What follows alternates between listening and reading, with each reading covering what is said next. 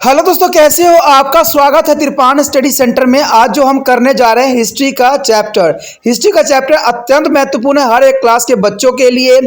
खास तौर पे जो यूपीएससी एग्जाम तैयार करना चाहते हैं तो इस वीडियो का जो है फायदा उठा सकते हैं और ये काफ़ी इंपॉर्टेंट भी उनके लिए रहेगा। चलिए देखते हैं हमारा आज टॉपिक क्या है। अलाउद्दीन खलजी के बाजार सुधार। देखिए, कहते हैं अगर प्रशासन अच्छे से चलाना है, अगर लोगों को जो है दिलों में राज करना है, तो कहते हैं महंगाई को कंट्रोल करना हर एक प्रशासन के लिए महत्वपूर्ण होता है, हर एक सरकार के लिए महत्वपूर्ण होता है। तो अलाउद्दीन खलजी के इस बात का जो है बिल्कुल ही आभास था और इसलिए उसने जो है बाजार को जो है कंट्रोल में करना शुरू कर दिया। कहते हैं बाजार कंट्रोल करना बहुत ही महत्वपूर्ण होता है, नहीं तो वहाँ पर जो है रेट जो होगा वहाँ पर कुछ और होगा, यहाँ पर कुछ और होगा। और ऐसा ही आज देखा जाए आधुनिक युग में भी होता है। यहाँ पर देखा जाए तो बहुत चीज़ें आप लोगों को कुछ इसी प्रकार से देखने को मिलेगा। कहते हैं कोई चीज़ का रेट यहाँ पर कुछ और होगा, वहाँ पर कोई कुछ और ले रहा होगा, तो ये सिस्टम सही नहीं है। इससे जो है लोगों का विश्वास जो है घटता है सरकार के ऊपर भी, और जिससे वस्तु खरीद रहे होते हैं उससे भी घटता है। कहते हैं वही रेट इसको महंगा बेच रहा है, वही रेट को वहाँ सस्ता बेच रहा है।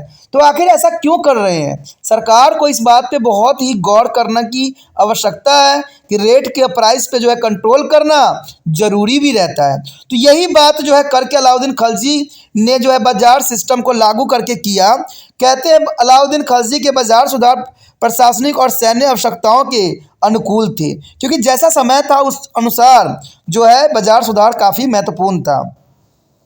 मध्यकालीन शासकों का मानना था कि जीवन की आवश्यकताएं, विशेष रूप से खाद्यान्न, सभी देशवासियों को उचित कीमतों पर मुहैया कराया जाना चाहिए, जो कि बहुत अच्छी बात है। परंतु कुछ शासक कुछ समय तक ही कीमतों पर नियंत्रण रख सके। अलाउद्दीन खिलजी जो है कमाबोश ऐसा पहला शासक था जिसने कीमत नियंत्रण की समस्या पर जो है सुव्यवस्थित ढंग से अध्ययन किया। तो ये जनरल सी बात है, अच्छे अगर शासक है, अच्छा अगर प्रशासन चलाने वाला व्यक्ति है, तो सबसे पहले जो है कंट्रोलों पर नियंत्रण ही करेगा, क्योंकि इसी से जो है हर लोगों की जीवन चलती है। कहते हैं अगर हम इन जो है कीमतों पर कंट्रोल ना करें तो लोगों को जो है बहुत ही कष्ट होती है। और शायद ये बात आज के राजनीतिक नेता नहीं जानते हैं। आज के राजनीतिक नेता तो सिर्फ एक ही कार्य जानते हैं, कुर्सी को प्राप्त करना। इसके लिए उनको जो भी बनता है वो करते हैं। तो ये बात सही नहीं भी है। यह बताता है कि अलाउद्दीन खलजी ने बाजार नियंत्रण की जो है परिपाटी से चलाई थी, क्योंकि दिल्ली पर जो है मंगोल की जीत के बाद वह विशाल सेना भर्ती करना चाहता था। यदि सेना पर बड़ी राशि खर्च करनी पड़ती तो उसका सारा खजाना जल्दी ही समाप्त हो जाता। इसलिए सुल्तान चाहता था कि खर्च पर जो है विशाल सेना की भर्ती करे, यानी देखा जाए तो उसी खर्च पे जो है विशाल सेना की भर्ती करे। और इससे कैसे जो है मिल सकता है राहत, जब जो है प्राइसों में कंट्रोल होगा, तभी जो है इतना विशाल सेना को रखना संभव भी होगा। बाजार सुधारों के चलते कम कीमतों के जो भी कारण रहे हों, विस्तृत प्रशासनिक व्यवस्था पर सुनिश्चित करने के लिए की गई थी कि बाजार नियंत्रण का जो है अनुपालन सख्ती से किया जा सके। तो जरूरी भी है, सख्ती बढ़ती जाएगी तभी जो है प्रशासन भी अच्छे से चलेगा। कहते अलाउद्दीन ने अनाजों से लेकर कपड़ा, दासों और मवेशी आदि तक सभी वस्तुओं का जो है कीमत निर्धारित कर दी थी। उसने दिल्ली में 3 बाजार स्थापित किए। पहला बाजार खदानों के लिए था, दूसरा बाजार सभी प्रकार के कपड़े और महंगी वस्तुएं जैसे चीनी, घी, तेल और मेवे आदि के लिए हुआ करता था, और तीसरा जो होता था वो बाजार घोड़े, दासों और मवेशियों के लिए रखा गया था। यानी अलाउद्दीन खलजी ने 3 तरह के जो है बाजार की व्यवस्था किया था। कहते हैं खाने की वस्तुओं की कीमत पर नियंत्रण रखने के लिए अलाउद्दीन ने न सिर्फ गांवों से अनाजों की आपूर्ति करने और अनाज व्यापारियों द्वारा शहरों तक इसको ले जाने, बल्कि नागरिकों को इसकी उचित वितरण करने पर भी नियंत्रण रखने की कोशिश की गई। सुल्तान द्वारा निर्धारित की गई कीमत का सख्ती से पालन किया जाए, इसके लिए अनेक उपाय भी किए गए थे। एक अधिकारी जिसको सोहना जो है बाजार का प्रभावी था, जिसका कार्य यह देखना था कि कोई शाही फरमानों का उल्लंघन तो नहीं कर रहा था। कहते हैं ये बहुत ही महत्वपूर्ण बात थी। कहते हैं कोई रूल रेगुलेशन सरकार तो लागू कर देते हैं, लेकिन ये रूल रेगुलेशन हर क्षेत्र में कामयाब नहीं होते हैं। आपको पता होगा कि शराबबंदी कई राज्यों में थी, लेकिन वहाँ पर धड़ल्ले शराब चल रही होती है। तो इसका मतलब है वहाँ पर सख्ती से उसका उपयोग नहीं किया गया। कई क्षेत्रों में जो था लिफाफे पॉलीथीन बैन थे, लेकिन उस क्षेत्र में अगर आप जाकर देखोगे तो वहाँ धड़ल्ले से जो है इस चीज़ों का जो है खुलेआम प्रयोग हो रहा है। तो कहते हैं सरकार सिर्फ एक काम जानती है, रूल रेगुलेशन बना देना, लेकिन सख्ती उस पर नहीं करती है। सख्ती तो वह तब करती है जब जो है वहाँ पर खजाना खाली हो जाता है। जैसे ही खजाना खाली हो जाता है वो सख्ती करने लग जाते हैं, और इस सख्ती के कारण क्या होता है, एक आम बंदा भी घून की तरह पिस जाता है। ये देखने को भी हमें मिला। कहते हैं लिफाफे बंद कर दिए गए थे तो सभी लोगों ने लिफाफा छोड़ दिया था, अखबार के जो है बना के यूज़ किया करते थे। लेकिन सरकार जब ढीली पड़ गई तो लोगों ने भी जो है लिफाफा खरीदने लग गए। लेकिन जैसे सरकार के जेब में पैसा कम हो गया 1 साल के बाद, दोबारा से उसने सख्ती कर दिया। और कहते हैं एक गरीब बेचारे के पास जो था एक लिफाफा सिर्फ मिला तो उसको 1000 रुपये का पत्ता काट दिया गया। तो समझ सकते हो कि सरकार सिर्फ अपना जो है खजाना भरने के फिराक में रहती है, ठीक है, जनता की भलाई नहीं करती है। कहते हैं जो चीज़ गलत है वो सदैव ही गलत ही होती है, वो कभी सही नहीं हो सकती है। अगर सरकार ने विचार किया है कि लिफाफा गलत है तो गलत है, ठीक है। सरकार ने ये डिसीजन लिया है कि शराब जो है गलत है, इससे लोगों के घर टूटते हैं, तो शराब को जो है इस पर प्रतिबंध लगाना सुनिश्चित है। लेकिन सुनिश्चित तब होगा जब उसको कड़ाई से जो है अनुपालन किया जाएगा। ये नहीं कि इस राज्य में तो खुला हुआ है, उस राज्य में बंद है, तो इससे कोई फर्क पड़ने वाला किसी को भी नहीं है, क्योंकि उस राज्य में है तो उसको वहाँ से यहाँ लाना कोई बड़ी बात नहीं होती है। तो सरकार को इन चीज़ों पे जो है सख्ती अपनाने की आवश्यकता है। कहते हैं जो चीज़ें लोक कल्याण के लिए सही नहीं है उसको जो है सही नहीं माना जा सकता है। तो यही बात यहाँ पर जो है लागू किया गया कि जासूसों की नियुक्ति की गई, सभी जगह लोगों को लगाया गया कि कोई जो है सरकार के फरमान को जो है उल्लंघन तो नहीं किया जा रहा है। तो ये बहुत ही महत्वपूर्ण यहाँ पर जो है बात सुल्तान ने निर्धारित किया। कहते हैं बरीदो यानी जो है गुप्तचर अधिकारी और जो है मुनहियान जासूसों की नियुक्ति भी की गई जाती थी। ये देखिए काफ़ी अच्छे प्रशासन का सबसे अच्छा निशानी होता है कि जो चीज़ हमने लागू किया है क्या वो सख्ती से पालन हो रहा है। इसके जांच पड़ताल करने के लिए गुप्तचर और जासूसों की नियुक्ति करना सबसे अच्छा प्रशासन की जो है बुद्धिमत्ता है। अलाउद्दीन ने यह सुनिश्चित करने की भी कोशिश की कि सरकार के पास खजानों का उचित भंडार रहे ताकि व्यापारी जो है बनावटी कमी जो है बात बताकर कीमतों में वृद्धि न कर दे अथवा लाभ कमा ले। ये बहुत भी ज़रूरी है। आप देखोगे हमारे जो है अभी के समय में बनावट चीज़ों की तो कहते हैं ना एक लाइन सी लगी हुई है।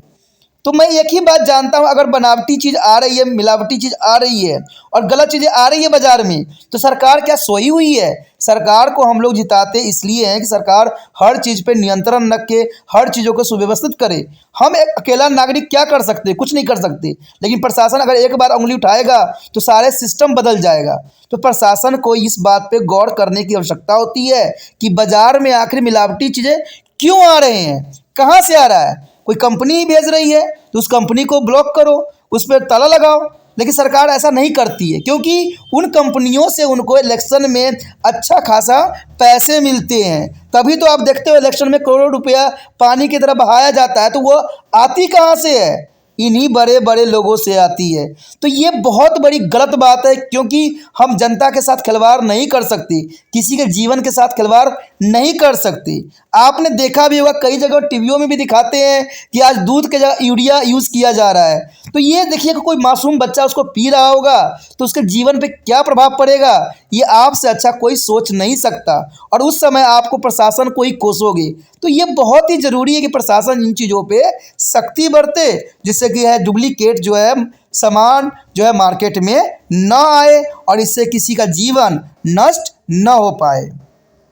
तो इसी बात पे यहाँ पर जो है अलाउद्दीन खलजी ने भी बहुत ही समझदारी का परिचय दिया।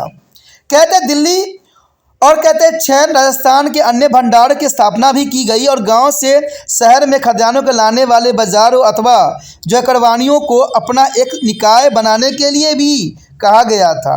उन्हें अपने परिवार के साथ यमुना नदी के तटों पर बसाना था और उनकी निगरानी करने के लिए एक अधिकारी सेना की नियुक्ति की गई थी।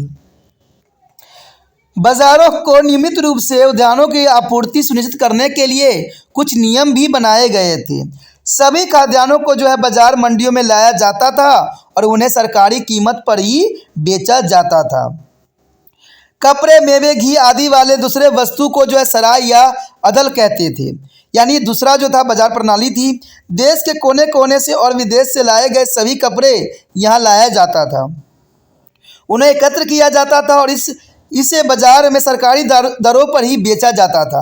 अब देखिए कितना इसने बहुत ही महत्वपूर्ण कदम उठाया गया कि सरकारी दरों पर बेचना, तो इसका मतलब है कि सस्ती ही होगी, क्योंकि सरकार हमेशा जो है सस्ती चीज़ों के दाम ही देती है। सभी वस्तुओं की पर्याप्त आपूर्ति सुनिश्चित करने के लिए सभी व्यापारियों का जो है पंजीकरण भी किया जाता था और उनसे इस बारे में जो है दस्तावेज भी लिया जाता था कि वो वस्तुओं को निर्धारित मात्रा प्रत्येक वर्ष सराय या अदल के रूप में लाया करेंगे।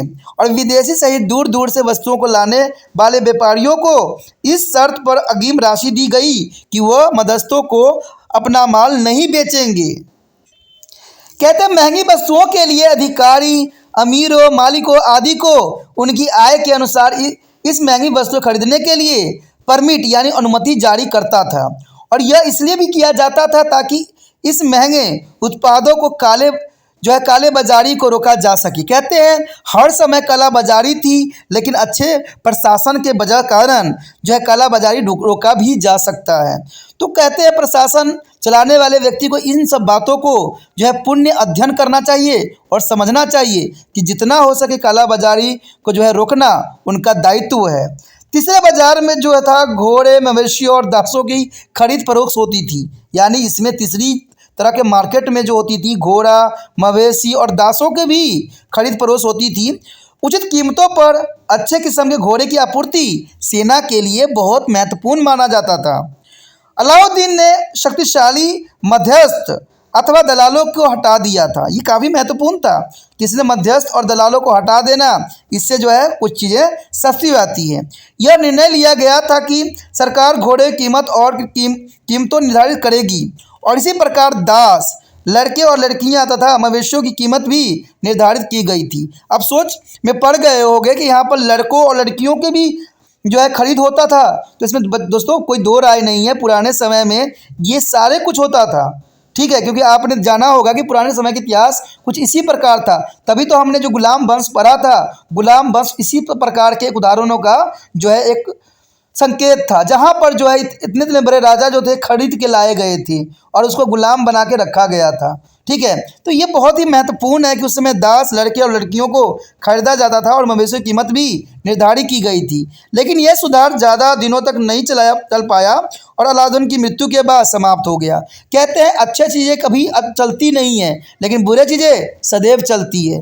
लेकिन फिर भी देखा जाए तो अलाउद्दीन खिलजी ने कहते हैं अपने समय काल में उसने बहुत ही अच्छा प्रशासन चलाने की कोशिश किया। जो कोशिश करते हैं कहते हैं उनका ही नाम सदैव बना रहता है। तो दोस्तों इसी के साथ हमारा ये भी टॉपिक ख़त्म हो जाता है, जो कि बहुत काफ़ी महत्वपूर्ण था। अगर आपको अच्छा लगा तो लाइक, शेयर, सब्सक्राइब करना भी नहीं भूलना है, क्योंकि कहते हैं जितना आप मुझे प्रोत्साहन करोगे आपके लिए उतना से उतना अच्छा किया जाएगा और करने में तिरपान स्टडी सेंटर हमेशा अग्रसर रहेगा। अगर पहली बार वीडियो देख रहे थे तो चैनल को सब्सक्राइब कर लेना भी आपके हित में रहेगा, तभी जो है आप मेरे साथ बने रहोगे और आपको जो है समय समय पर जो है वीडियो भी प्राप्त होता रहेगा और आपको होम पेज मिल जाएगा, जहां पर आप जो हो तिरपान सेंटर के सभी वीडियो को देख सकते हो। जो आपके काम के हैं उनको सोचिए, समझिए और देखिए।